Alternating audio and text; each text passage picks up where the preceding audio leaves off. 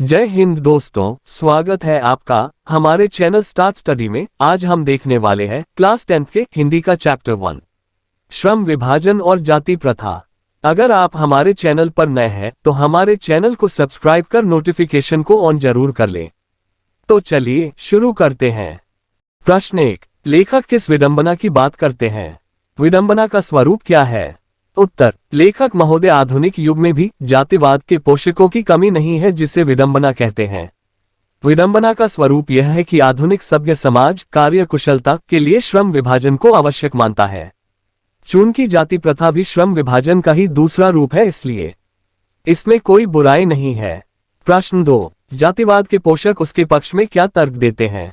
उत्तर, जातिवाद के पोषक जातिवाद के पक्ष में अपना तर्क देते हुए उसकी उपयोगिता को सिद्ध करना चाहते हैं।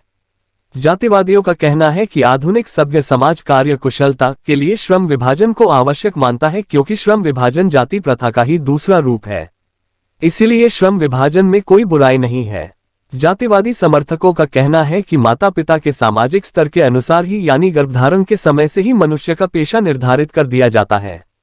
हिंदू धर्म पेशा परिवर्तन की अनुमति नहीं देता, भले ही वह पेशा अनुपयुक्त या अपर्याप्त ही क्यों न हो, भले ही उससे भूखों मरने की नौबत आ जाए, लेकिन उसे अपनाना ही होगा।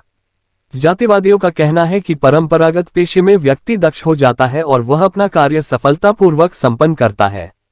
जातिवादियों ने जातिवाद के समर्थन में व्यक्ति की स्वतंत्रता को अपहृत कर सामाजिक बंधन के दायरे में ही जीने मरने के लिए विवश कर दिया है।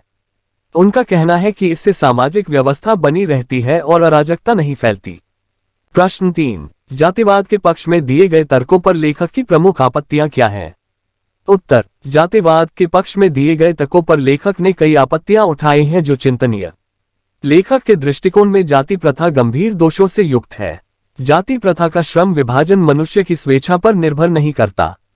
मनुष्य की व्यक्तिगत भावना या व्यक्तिगत रुचि का इसमें कोई स्थान या महत्व नहीं रहता। आर्थिक पहलू से भी अत्यधिक हानिकारक जाति प्रथा है। जाति प्रथा मनुष्य की स्वाभाविक प्रेरणा, रुचि व आत्मशक्ति को दबा देती है, साथ ही अस्वाभाविक नियमों में जकड़कर निष्क्रिय भी बना देती है।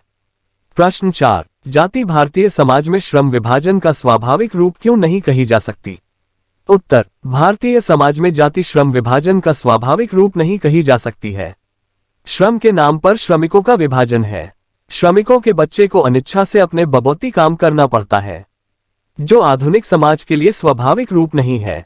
प्रश्न 5, जाति प्रथा भारत में बेरोजगारी का एक प्रमुख और प्रत्यक्ष कारण कैसे बनी हुई है? उत्तर, जाति प्रथा मनुष्य को जीवन भर के लिए एक ही पेशे में बांध देती है, भले ही पेशा अनुपयुक्त या अपर्याप्त होने के कारण वह भूखों मर जाए। आधुनिक युग में उद्योग धंधों की प्रक्रिया तथा तकनीक में निरंतर विकास और अकस्मात परिवर्तन होने के कारण मनुष्य को पेशा बदलने की आवश्यकता पड़ सकती है, किंतु भारतीय हिंदू धर्म की जाति प्रथा व्यक्ति को पारंगत होने के बावजूद ऐसा पेशा चुनने की अनुमति नहीं देती है जो उसका पैतृक पेशा न हो। इस प्रकार पेशा परिवर्तन की अनुमति न देकर जाति प्रथा भारतीय समाज में बेरोजगारी का एक प्रमुख और प्रत्यक्ष कारण बनी हुई है। प्रश्न 6, लेखक आज के उद्योगों में गरीबी और उत्पीड़न से भी बड़ी समस्या किसे मानते हैं और क्यों? उत्तर, लेखक आज के उद्योगों में गरीबी और उत्पीड़न से भी बड़ी समस्या जाति प्रथा को मानते हैं। जाति प्रथा के कारण पेशा चुनने में स्वतंत्रता नहीं होती। मनुष्य की व्यक्तिगत भावना तथा व्यक्तिगत रुचि का इसमें कोई स्थान नहीं होता। मजबूरी बस जहां काम करने वालों का न दिल लगता हो न दिमाग, कोई कुशलता कैसे प्राप्त की जा सकती है। अतः ये निर्विवाद रूप से सिद्ध हो जाता है कि आर्थिक पहलू से भी जाति प्रथा हानिकारक प्रथा है। प्रश्न 7, लेखक ने पाठ में किन प्रमुख पहलुओं से जाति प्रथा को एक हानिकारक प्रथा के रूप में दिखाया है? उत्तर, जाति प्रथा के कारण श्रमिकों का अस्वाभाविक विभाजन हो गया है। आपस में ऊंच नीच की भावना भी विद्यमान है। जाति प्रथा के कारण अनिच्छा से पुश्तैनी पेशा अपनाना पड़ता है, जिसके कारण मनुष्य की पूरी क्षमता का उपयोग नहीं होता। आर्थिक विकास में भी जाति प्रथा बाधक है। प्रश्न 8, सच्चे लोकतंत्र की स्थापना के लिए लेखक ने किन विशेषताओं को आवश्यक माना है? उत्तर, डॉक्टर भीमराव अंबेडकर ने सच्चे लोकतंत्र की स्थापना के लिए निम्नांकित विशेषताओं का उल्लेख किया है। सच्चे लोकतंत्र के लिए समाज में स्वतंत्रता, समानता और भ्रातृत्व भावना की वृद्धि हो। समाज में इतनी गतिशीलता बनी रहे कि कोई भी वांछित परिवर्तन समाज के एक छोर से दूसरे छोर तक संचालित हो सके। समाज में बहुविध हितों में सबका भाग होना चाहिए और सबको उनकी रक्षा के प्रति सजग रहना चाहिए। सामाजिक जीवन में आबाद संपर्क के अनेक साधन व अवसर उपलब्ध रहने चाहिए। दूध पानी के मिश्रण की तरह भाईचारा होना चाहिए।